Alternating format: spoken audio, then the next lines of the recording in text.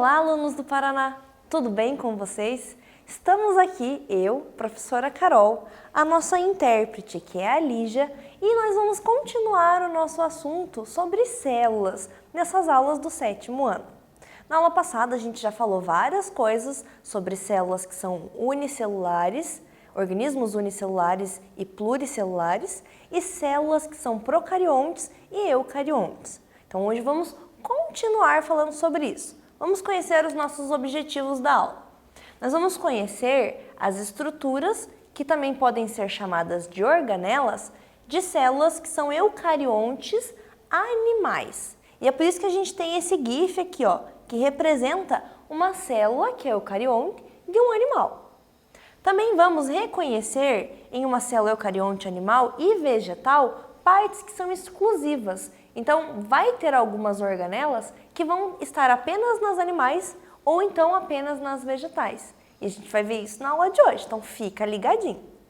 Para começar, vamos ler aquela notícia, aquela reportagem para contextualizar nosso assunto. O tema da reportagem de hoje é a seguinte: cientistas encontram células de defesa contra o coronavírus em pessoas sem anticorpos detectados. Como isso é possível? Vamos ler o trecho da reportagem. As células encontradas, do tipo T, são responsáveis, entre outras tarefas, por destruir células infectadas com o vírus. Assim como os anticorpos, elas fazem parte da resposta imune do corpo à infecção pela Covid-19. Então, o estudo desses cientistas detectou em algumas pessoas que estavam com diagnóstico leve, ou então assintomático, ou ainda pessoas que tiveram casos dentro de casa, mas que não manifestaram a doença, que essas pessoas apresentavam no sangue linfócitos T, que são células específicas do nosso sistema imunológico que fazem o combate a várias infecções contra vírus e bactérias.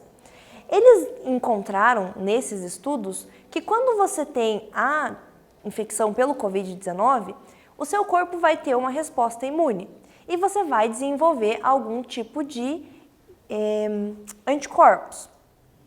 Esses anticorpos vão reagir contra a doença, você vai melhorar e aí depois vai ficar uma resposta imunológica salva nessa célula T. E aí depois essa célula T vai preservar essa resposta e o anticorpo pode se dissolver no seu corpo, ele pode desaparecer. Quando essa pessoa tem uma reinfecção, a resposta imunológica vai permanecer na pessoa, porque ela vai estar salva lá no linfócito T. Mas é possível que a pessoa desenvolva uma doença um pouco mais agravada por conta dessa resposta, porque o vírus vai entrar no seu corpo e ele vai induzir a sua célula a dar uma resposta para aquela infecção. E aí pode ser que a doença se manifeste mais grave. Então é preciso que mantenhamos todos os cuidados, que a gente tenha toda a nossa rotina modificada para que não tenhamos contato com esse vírus e, se tivermos contato, para que o nosso organismo esteja forte e desenvolva uma resposta imunológica. Tudo isso para a gente introduzir o assunto da nossa aula, que são células eucariontes, e hoje a gente vai falar das células animais. As células animais são células eucarióticas, então elas têm aquela membrana que vai delimitar o material genético. Elas são encontradas em todos os animais, qualquer animal que você possa imaginar é eucarionte e tem célula animal. Todo ser vivo, sendo animal ou vegetal, ele vai ser constituído de célula. Aí você pode parar e pensar assim, tá, mas um fungo, ele é animal? Ele é vegetal? O que o fungo é? Ele é um ser vivo e ele também apresenta células. Aí nós temos aqui a imagem de um ser humano e de uma flor para representar para você que todo ser vivo vai estar envolvido nessa questão de ser formado por células. Aí, nós temos as células eucariontes que podem ser diferentes. Nós temos a animal e a vegetal. E elas apresentam estruturas que nós vamos chamar de organelas. Estão percebendo que tem vários desenhos dentro da célula? Cada desenho desse é uma organela diferente, é uma estrutura que vai realizar uma função dentro da célula. E agora nós vamos ver o que elas têm em comum. O que será que elas têm de parecido, já que são células eucarióticas? Então vamos à primeira parte que elas têm em comum. Lá quando eu falei para vocês de células eucariontes, eu falei que toda célula que for eucariótica vai ter um núcleo que vai abrigar o seu material genético. Na sala de aula, nós temos a nossa célula que é eucariótica. E eu mostrei para você na aula passada onde estava o núcleo. Você se lembra? Ele está aqui nessa região central da célula. Esse núcleo vai ser onde a gente vai estar armazenando o material genético. Se fosse uma célula vegetal, ela também estaria apresentando dentro desse núcleo o material genético dela. Mas nós temos apenas a célula eucarionte para expor aqui na sala de aula. Mas tem ali no slide as duas para que você observe que realmente existe, que eu estou te dizendo é verdade. Além disso, as células eucarióticas, elas têm uma organela chamada de mitocôndria.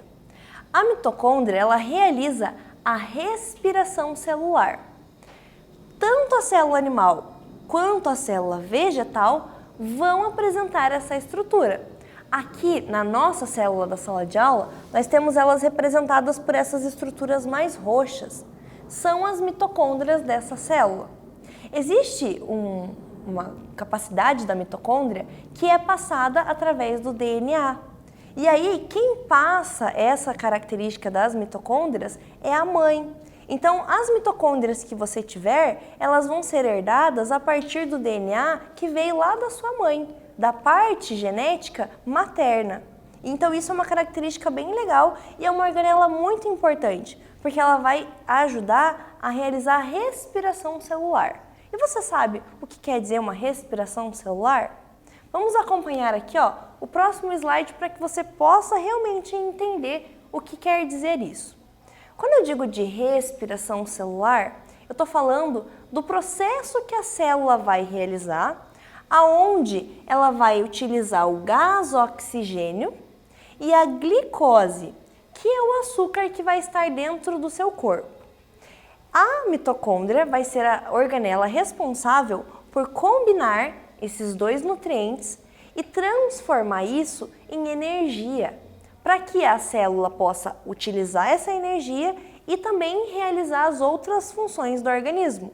Já que nós vimos na aula anterior que as células se unem e formam aglomerados, que podem ser tecidos, órgãos, sistemas, e aí tudo isso vai estar englobado dentro de um organismo. Eles vão agir em conjunto, sincronizado.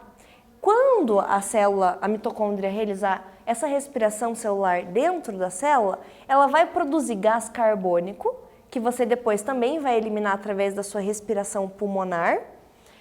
Vai liberar água, porque a água é um nutriente super importante que a gente precisa nos processos vitais. E a energia em forma de ATP, que a gente vai estudar mais para frente para entender realmente o que quer dizer essa sigla, mas é o tipo de sigla que designa a energia dentro da célula.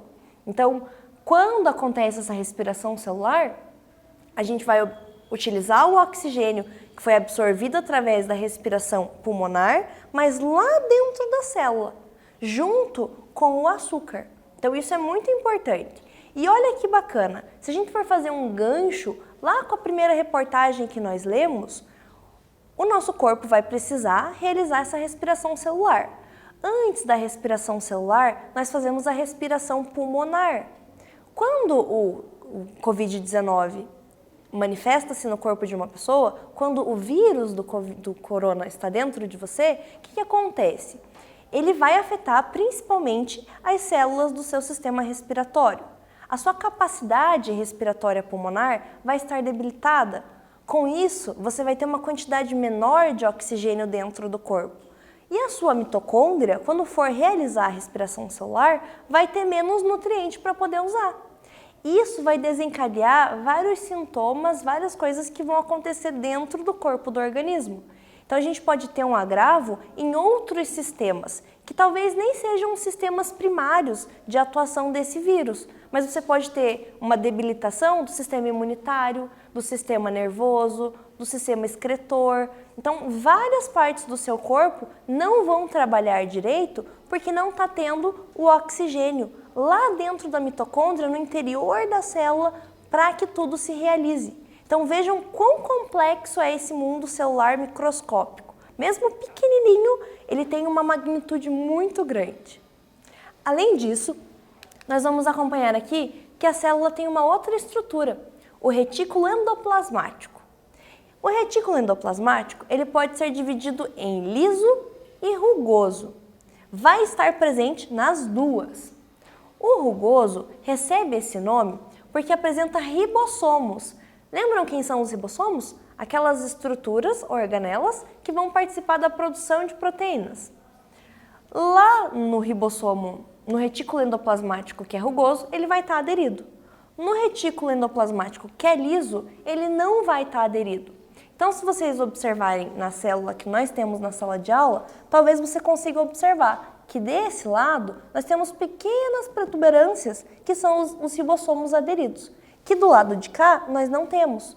Então, são duas partes do retículo endoplasmático que vão estar ligadas no processo de produção, síntese de várias substâncias dentro da célula e que vai ser diferente, mas que vai estar presente nas duas, tanto o liso quanto o rugoso.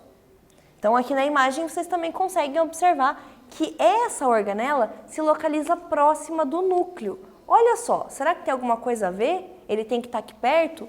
O ribossomo vai ajudar a produzir proteína. O DNA é feito de um tipo de proteína. Então, isso está intrinsecamente ligado. Além disso, o retículo endoplasmático rugoso, ele é especializado na síntese de proteínas, já que ele tem aderido nas paredes dele o ribossomo. O retículo que é endoplasmático liso exerce várias funções e as atividades dele estão diretamente ligadas às células que a gente vai ver aqui embaixo no desenho. Então, a gente tem lá o retículo endoplasmático rugoso e o retículo endoplasmático liso. Ali na célula, que está na sala de aula, vocês não conseguiram observar tão bem, mas aqui na imagem vocês conseguem ver. E aí, eles vão fazer várias coisas dentro da célula. A célula é como se fosse uma fábrica em conjunto. Tem lá uma esteira e um produto precisa sair no final. Cada parte vai realizar uma parte do processo. Cada organela vai ser responsável por uma parte do procedimento. E nós também temos o complexo golgiense. Ele é responsável pela transformação, pelo armazenamento e pelo transporte de substâncias. Está presente tanto na célula animal quanto na vegetal. E aqui na sala de aula a gente consegue ver essa estrutura vermelha que está lá no fundo da célula. Ele é o complexo de Golgi. Então ele vai fazer o procedimento depois que o retículo endoplasmático fizer. Ele vai então transformar, armazenar e depois transportar as substâncias que a célula estiver produzindo. Então, realmente, é uma linha de produção. Agora, vamos para o nosso primeiro quiz do dia. Em quais organelas celulares ocorrem a respiração celular, a síntese e o transporte de substâncias, respectivamente? Então, nessa ordem que eu falei para você, nós temos na letra A o núcleo, o complexo golgiense e o retículo endoplasmático. Na letra B, a mitocôndria, o retículo endoplasmático e o complexo golgiense. Na letra C, a mitocôndria, o núcleo e o complexo golgiense. E na letra D, o complexo golgiense, o retículo endoplasmático e a mitocôndria. Eu sei que eu falei bastante, mas pensa um pouquinho aí, responde com calma e daqui a pouquinho a gente volta.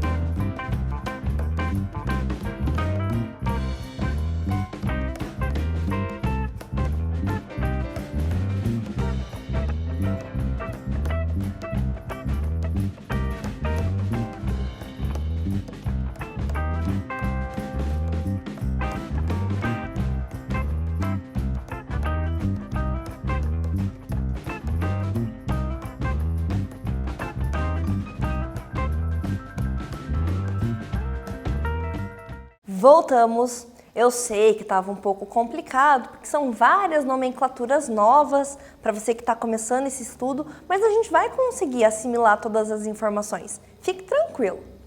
A resposta que responde corretamente essa questão sobre a respiração celular, a síntese e o transporte de substâncias é a alternativa da letra B, porque a mitocôndria faz a respiração, o retículo endoplasmático a síntese e o complexo golgiense transporta tudo. Então, é uma questão de você analisar todas essas organelas e observar a funcionalidade delas em conjunto. Continuando, nós vamos agora ver estruturas que são específicas da célula animal. Nós temos aqui o centríolo. Ele vai participar do processo de divisão celular. Então, olha só, nós só temos agora a imagem da célula animal. A vegetal não está mais conosco, ela foi dar uma voltinha. Daqui a pouco ela volta. E aí nós vamos ver quais são as organelas presentes apenas na célula vegetal. Por enquanto, centríolo está presente apenas em células animais.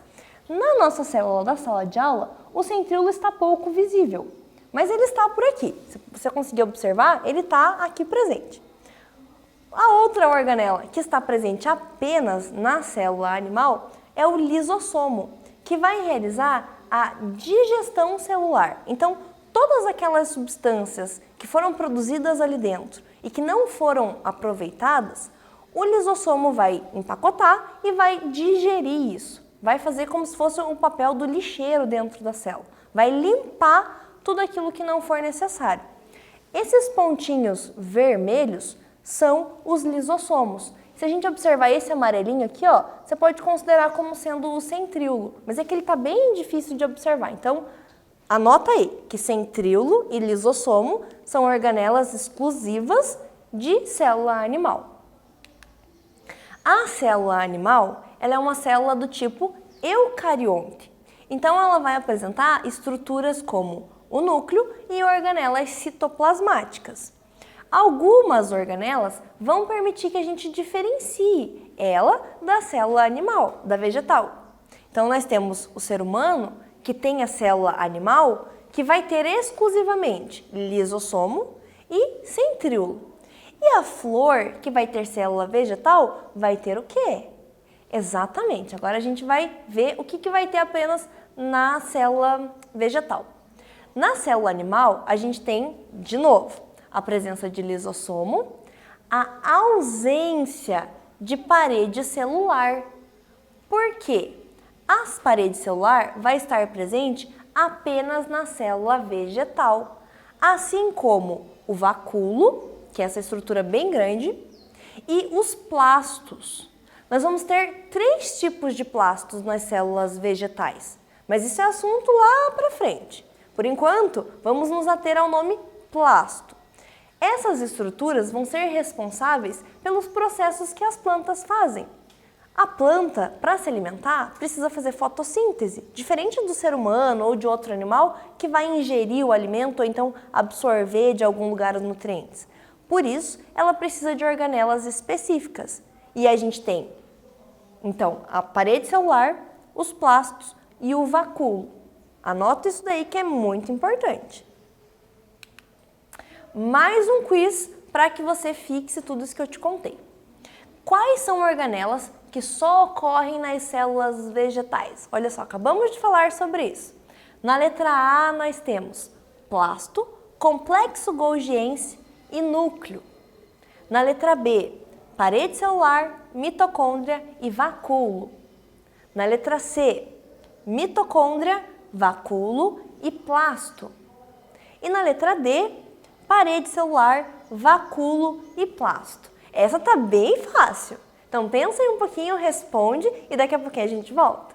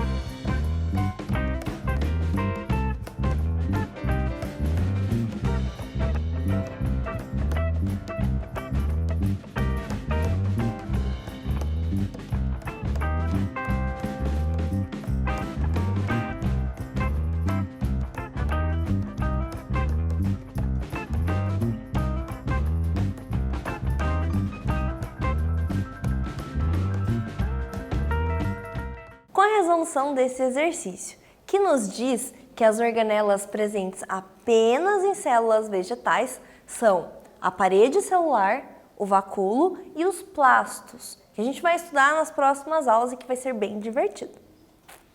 Agora, nós temos aquele mapa conceitual para que você possa refrescar a sua memória e depois aglomerar todos os conteúdos em uma única página do seu caderno. Olha que legal! A célula pode ser tanto pluricelular quanto eucarionte.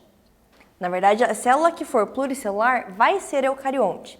E aí, ela pode ser animal ou vegetal. Na célula que for animal, nós vamos ter a presença apenas de duas organelas exclusivas, que é o centríolo e o lisossomo. Na célula que é vegetal, nós vamos ter outras organelas que são específicas, que são as que a gente viu no exercício. As organelas que vão estar presentes nas duas é o núcleo, a mitocôndria, o retículo endoplasmático e o complexo golgiense. Então, para você não esquecer tudo isso, eu vou dar um tempinho para você copiar essa tela no seu caderno e ter para consultar depois. E daqui a pouquinho a gente volta.